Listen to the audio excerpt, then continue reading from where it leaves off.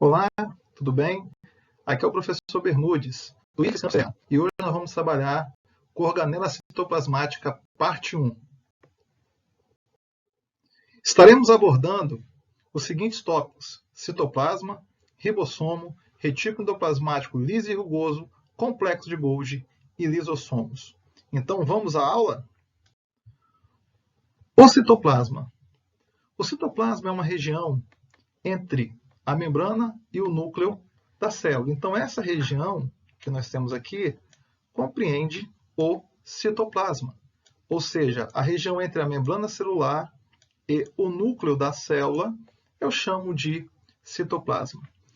O citoplasma é a região mais ou menos viscosa, onde estão os compostos bioquímicos, água, sais minerais, proteínas, carboidratos, lipídios, e as organelas celulares, responsável por todo o processo fisiológico da célula, de produção de energia, de produção de compostos químicos, de secreção e muito mais. O citoplasma também ele é responsável por dois tipos de movimentos: os movimentos ameboides e os movimentos de ciclose. Nós temos uma ideia de que as organelas elas estão estáticas na célula, mas elas não estão estáticas, elas estão em movimento. Movimento esse chamado de ciclose. Além disso, há também um outro movimento, que é o movimento ameboide, no qual ocorre a emissão de pseudópodes. Ocorre com células do nosso corpo chamadas de macrófagos, que são células de defesa, além das amebas, né, que são movimentos, ondas citoplasmáticas, que são auxiliadas pelo citoesqueleto, né, assim como a ciclose. Citoesqueleto esse que nós vamos estudar em organelas, parte 2. Ok? Então vamos lá. A primeira organela que nós vamos estudar é o ribossomo. Todo mundo lembra do ribossomo no ensino fundamental, do 7º ano, 8º ano, né? Aonde a tia explicava o seguinte para vocês, que o ribossomo é uma organela que ela é encontrada tanto em célula procariota quanto em célula eucariota. Então, é uma organela comum à célula procariota e à célula eucariota. Ela é formada em uma região especial do núcleo, uma região do núcleo denominada de nucleolo. É importante citar, e guarde isso daqui, que o ribossomo é uma organela não membranosa e tem como função realizar síntese proteica. Vocês vão estudar em organela citoplasmática 2 os centríolos, que assim como o ribossomo, não é uma organela membranosa, ou seja, não contém membrana, ok? Então, nós temos duas organelas não membranosas nas células eucariotas: ribossomo e centríolo, ok? Agora, de que é composto o ribossomo? O ribossomo é formado por duas subunidades, né, de RNA ribossômico ligado a proteínas. Essas duas subunidades, elas vão se juntar durante a síntese de proteínas, ok? O que acontece? Os ribossomos são organelas que são encontradas em célula procariota e eucariota, né, no citoplasma dessas células. Elas podem estar no citoplasma na forma de poliribossomos, ou pode estar aderido à membrana do retículo endoplasmático, formando o retículo endoplasmático rugoso, ok? Além disso, olha que legal, o ribossomo é encontrado no interior de duas organelas, mitocôndria e cloroplasto.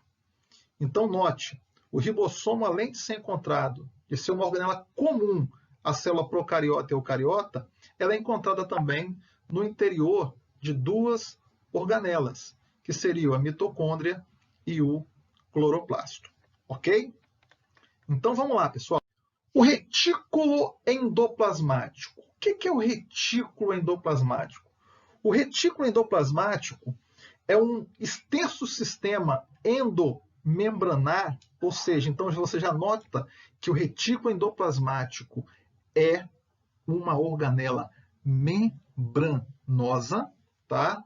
Que compõe a maioria do citoplasma da célula eucariótica. Ela é formada, né, essa rede membranosa, esse sistema endomembranoso, essa membrana tem a mesma constituição química da membrana plasmática. E esse sistema endomembranoso que entra para o interior da célula é originado por invaginações de membrana que vão formar o retículo endoplasmático e, consequentemente, né, o envoltório nuclear, conhecido como carioteca. Em muitas células, a carioteca é a continuação do retículo endoplasmático rugoso, sendo encontradas sobre a membrana da carioteca grãos de ribossomos, o que mostra essa sequência do retículo endoplasmático rugoso. E aí o que acontece? O retículo endoplasmático, nós temos dois tipos. Nós temos o retículo endoplasmático liso. Por que ele é chamado de liso? Porque ele não contém grãos de ribossomo. Nós estamos vendo ele aqui, ó, retículo endoplasmático liso. E tenho o retículo endoplasmático rugoso. Rugoso. Né? Por quê? Porque, como eu disse anteriormente, em ribossomos, na sua membrana eu tenho grãos de ribossomos, apresento grãos de ribossomos sobre a sua membrana. Então vamos lá. Vamos continuar a ver agora qual é a função, qual é a finalidade tanto do retículo endoplasmático liso quanto do retículo endoplasmático rugoso. O retículo endoplasmático rugoso, ele também é conhecido como ergastoplasma. O que é isso, galera? Região de grande trabalho. Células que produzem muita proteína são células que contêm um alto grau de metabolismo, um alto metabolismo na qual vão desprender de muita energia. Então você pode notar o seguinte, célula que tem um retículo endoplasmático rugoso bem desenvolvido, são células que vão ter um alto metabolismo e aí, consequentemente, uma maior demanda de energia. Logo, ela terá bastante mitocôndria. Ok? Então, por quê? Porque a principal função do retículo endoplasmático rugoso é a produção de proteína. Então, células que contêm um retículo endoplasmático rugoso bem desenvolvido, tá? São células que sintetizam muita proteína. Guardem isso, ok? Então, tá aqui, ó, até coloquei aqui, ó. Olha aqui, síntese proteica. Células com grande capacidade de síntese proteica contêm um retículo endoplasmático bem desenvolvido. Outra coisa, além disso, eles vão ter a função de aumentar a superfície interna da célula e vão ser responsáveis pelo transporte de substância. O retículo endoplasmático forma canais de transporte de substância. Isso é importante demais. Por que isso é importante? Ao transportar dentro de uma avenida, dentro de um canal, você evita o contato com outras substâncias químicas que poderiam ser reativas. Então, esse transporte de substâncias realizado pelo retículo endoplasmático rugoso é importantíssimo. O retículo endoplasmático liso, ele se diferencia por não possuir ribossomo na superfície de sua membrana. Então, o que acontece? O rugoso contém ribossomo, o liso não contém ribossomo. Só que tanto o liso quanto o rugoso possuem duas funções em comum. Uma delas é aumentar a superfície interna da membrana e a outra é o transporte de substâncias, como já falamos aqui. Agora, duas funções específicas do retículo endoplasmático liso seria a síntese de lipídios. Então, célula que produz lipídio, ela vai ter um retículo endoplasmático liso bem desenvolvido. Por exemplo, professor, fala para nós uma célula que produz lipídio, que é importante e contém um retículo endoplasmático bem desenvolvido. Vamos lá, meu pequeno gafanhoto.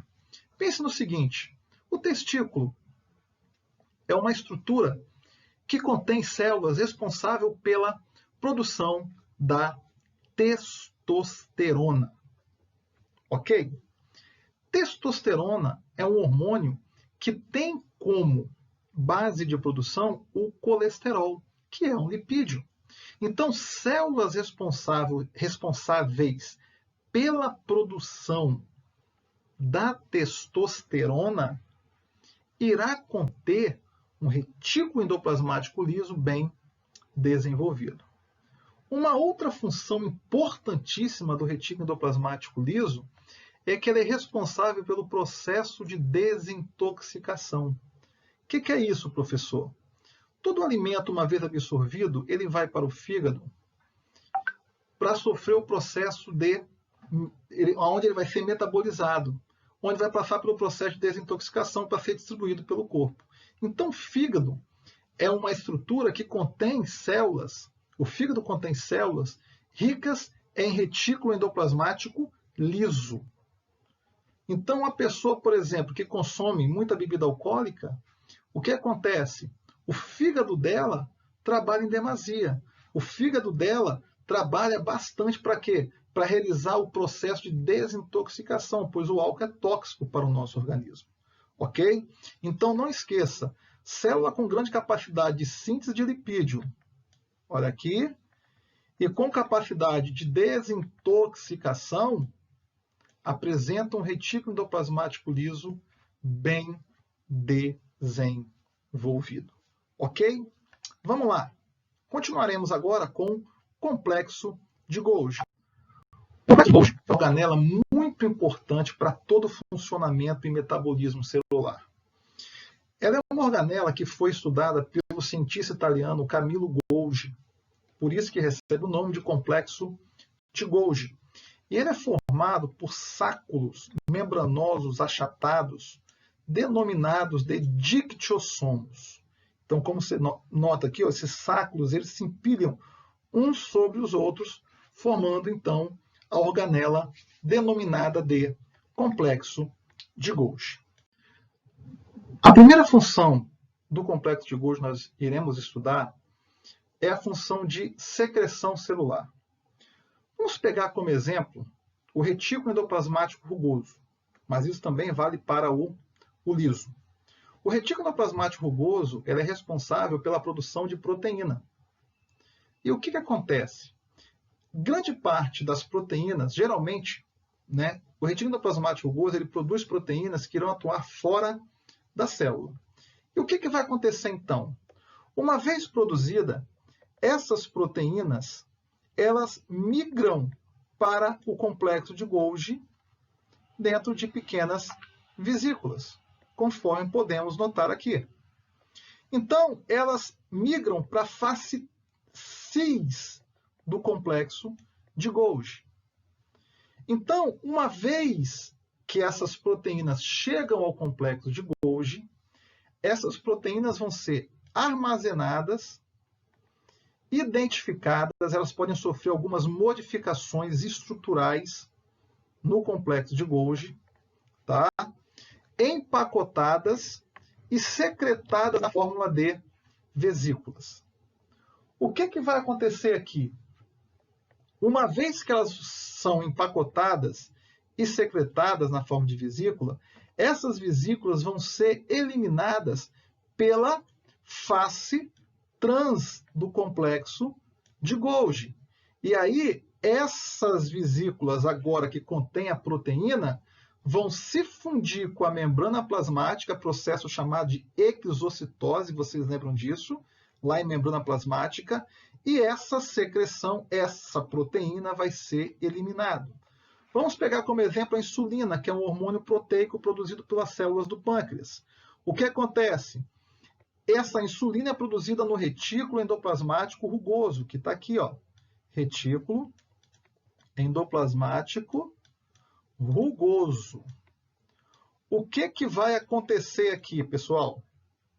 Uma vez produzido, elas vão para onde? Aqui, ó. Olha aqui, note aqui a animação. Ela vai para o complexo de Golgi, onde ela vai ser armazenada, identificada, sofre algumas modificações, empacotada e secretada. E aí, ela é secretada na fórmula de vesículas, que irão se fundir com a membrana plasmática através de um processo chamado exocitose, eliminando então essa insulina para o meio extracelular, nesse caso para a corrente sanguínea. Ok? Tranquilo? Então essa é a primeira função e uma das mais importantes do complexo de Golgi. Uma outra função do complexo de Golgi é a formação do acrossomo. O acrossomo é uma bolsa rica em enzimas, conhecida como hialuronidase, ok? Encontrado na cabeça do espermatozoide. Essas enzimas irão auxiliar o processo de penetração do espermatozoide no óvulo, ou seja, vão auxiliar o processo de fecundação. As enzimas presentes nessa bolsa, nesse acrossomo, são proteínas. Logo, elas são produzidas no retículo endoplasmático rugoso. Indo para onde? Conforme podemos ver aqui, para o complexo de Golgi, aonde vão ser armazenadas, empacotadas e secretadas. O que acontece no caso do acrossomo? Cada vesícula dessa daqui, ó, no caso do acrossomo, cada vesícula dessa daqui, ó, liberada, elas irão se fundir. Então, liberou a vesícula, várias vesículas contendo a enzima hialuronidase. Essas vesículas irão se fundir numa única bolsa enzimática, que eu chamo de quê? De acrossomo. Síntese de polissacarídeo. Estudamos em carboidratos. Polissacarídeos, quais são os principais? Amido, glicogênio, celulose e quitina. Os polissacarídeos, que são formados pela junção de milhares de moléculas de monossacarídeos, essa reação, essa junção dessas moléculas de monossacarídeos ocorre no complexo de Golgi. Então, a formação de polissacarídeos ocorre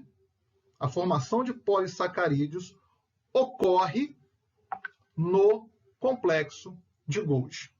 Uma outra função importante é a formação da lamela média. Quando a célula vegetal ela vai ser formada, há formação, né, de várias estruturas chamadas de fragmoplastos, como nós podemos ver aqui, ó, né, que são vesículas do complexo de quê? De Golgi. Vesículas do complexo de Golgi. Esses fragmoplastos, eles se fundem e formam uma estrutura chamada de lamela média. E é sob essa lamela média que vai se depositar a nova parede celular. Então, essa lamela média, ela tem origem no complexo de Golgi. E aí, nesse caso, a célula, né, vai dividir-se ao meio. Tranquilo? Então, aqui eu vou ter a célula aqui A e a célula B, né? E a célula B. E aqui, entre elas, a parede celular e no meio a lamela média, que foi a região aonde foi depositada a parede celular, que a gente chama de parede celular primária. O complexo de Golgi também origina uma organela muito importante, importantíssima, denominada de lisossomo, que tem como finalidade realizar a digestão intracelular. Não só isso, Além da digestão intracelular ou heterofagia, ela também é responsável pelo processo de autofagia, autólise, né? E apoptose, autólise, né? Você tem a morte da célula, né? Então, a apoptose é uma morte programada da célula. E aí o que acontece? No interior do lisossomo, eu tenho o quê? As enzimas hidrolíticas. Assim como todas as enzimas, ela é produzida onde? Assim como grande parte das enzimas, na verdade, né? Ela é produzida no retículo endoplasmático rugoso. E essas enzimas, elas agem em pH ácido em torno de 5.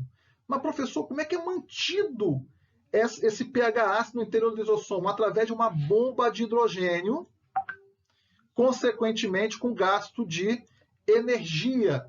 Então, é uma bomba de transporte ativo. Se tem gasto de energia, é transporte ativo, como nós estudamos lá em membrana plasmática. E as vesículas que saem, né, esse lisossomo que sai do complexo de Golgi, essa vesícula com a enzima hidrolítica que sai do complexo de Golgi, ela é conhecida como lisossomo primário. Então agora eu quero que você venha comigo e mergulhe nas funções de heterofagia, de autofagia e de autólise barra apoptose. Ok? Vamos lá? A primeira função importante que nós vamos estudar do lisossomo é a heterofagia ou digestão intracelular. Vocês estão lembrados que lá em membrana plasmática nós estudamos transporte em bloco ou endocitose, no qual nós estudamos a fagocitose e a pinocitose. A pinocitose, normalmente partículas líquidas, e a fagocitose, normalmente partículas sólidas, né? E aí o que acontece? A fagocitose, ao englobar essa partícula, ela forma uma bolsa chamada de fagossomo, e a pinocitose uma bolsa chamada de pinossomo. O que acontece? Esse lisossomo, aqui é lisossomo, tá, gente? Não libossomo. Esse lisossomo que acaba de sair do complexo de Golgi, ele é chamado de lisossomo primário. E ele vai se fundir com o fagossomo, ok? Vai se fundir com o fagossomo, formando então o vacúolo digestivo ou lisossomo secundário. Tá? Então, aqui eu posso chamar esse vacúolo digestivo de lisossomo, ok, galera? Secundário. Lisossomo secundário, ou vacúolo digestivo. O que vai acontecer? A digestão, então, dessa partícula englobada vai ocorrer dentro do vacúolo digestivo. E aí, o que é útil, as substâncias que são úteis para o nosso organismo vão para onde? Vão para o citoplasma da célula, ficando apenas aqui dentro o resíduo, formando então agora o que nós chamamos de vesícula residual ou corpo residual. Se isso daqui é inútil para a célula, eu preciso eliminar. Então essa vesícula se funde com a membrana e aí toda essa substância inútil, esses compostos inúteis, vão ser eliminados para fora da célula num processo chamado de plasmocitose. Um outro processo importante é a autofagia. A autofagia ocorre de acordo com alguns fatores. Eu posso ter uma autofagia onde uma célula, um organismo, um micro-organismo esteja em ambiente extremo, né? Um micro-organismo, por exemplo, uma ameba, está num ambiente extremo de condições ambientais, né? E aí o que acontece? Ela vai se incistar para diminuir o seu metabolismo e aí ela pode digerir parte de organelas dela, partes das suas organelas como fonte nutritiva para ela. Então, nesse caso, o lisossomo ele vai se fundir com a organela, ok? Se fundir com a organela e vai digerir essa organela ou parte dessa organela. E aí o que vai ser útil para a célula vai para o citoplasma. E o que não é útil? Vai formar o corpo residual. Um outro fator é como, por exemplo, você promove uma renovação celular. Uma mitocôndria, ela diminuiu o seu metabolismo. a sua utilidade. Então, o que acontece? Através de sinais químicos, né, que é liberado dentro da célula, é identificado que essa mitocôndria ela não está 100% funcionando nas suas atividades plenas. Então, o que acontece? O lisossomo, então, primário, vai se fundir com essa mitocôndria, formando também um vacúolo autofágico, digerindo essa mitocôndria, e né, o que for útil vai para o citoplasma, o que não é útil forma o corpo residual. Isso daqui é importante por quê? Porque isso daqui promove um processo de renovação celular. Promove uma renovação celular. Ok, pessoal? Então, ela vai substituindo organelas que perderam a sua função ou diminuíram bastante o seu processo fisiológico. Um outro processo é autólise. Essa autólise ocorre quando o lisossomo ele se abre e libera todo o seu conteúdo de enzimas hidrolíticas no meio, digerindo toda a célula. Então, eu observo isso, por exemplo, na regressão da cauda do girino. É um processo de autólise, né? Processo de autólise. Existe uma doença chamada silicose, ou conhecida também como doença do mineiro, porque afeta todo trabalhador que trabalha em mina de extração de sílica, né? Na verdade, extração, né? Em minas de extração, e que eles acabam inalando muito pó de sílica. E esse pó de sílica, ele causa uma vez absorvido pela célula, ele causa uma desintegração da membrana do lisossomo. E aí o que vai acontecer? Todo o conteúdo citoplasmático ele é liberado digerindo as células, o que vai causar insuficiência respiratória nesse cara. Esses alvéolos irão formar uma fibrose. E aí todo mundo sabe aqui que alvéolo são estruturas de trocas o quê? Gasosas. Então, consequentemente, as trocas gasosas, a respiração do indivíduo vai ficar afetada, levando esse cara a uma insuficiência respiratória em casos mais graves. Em casos mais graves, ele desenvolve uma insuficiência respiratória. Então, aqui eu tenho um pulmão sadio, que você pode ver aqui, e um pulmão com silicose. Ó. Então, você vê que todo pulmão ele se torna fibroso. Então, diminui essa superfície de trocas gasosas através dos alvéolos, o que é muito perigoso. Então, a autofagia, né, a autólise, você pode ter também um processo chamado de morte programada natural, né, das células velhas, apoptose.